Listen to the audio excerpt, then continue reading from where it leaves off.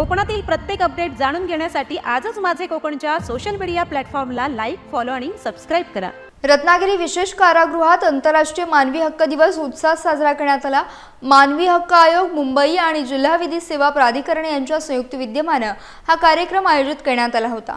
Police महासंचालक doctor Suhas Warke आणि कारागृह उपमहानिरीक्षक योगेश देसाई यांच्या मार्गदर्शनातून हा उपक्रम पार पडला।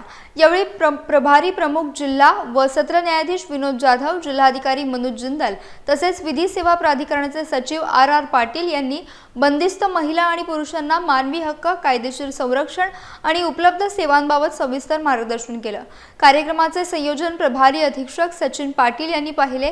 विधी महाविद्यालयाचे प्राचार्य, विद्यार्थी आणि कारागृहातील अधिकारी, कर्मचारी मोठ्या संख्येने उपस्थित होते।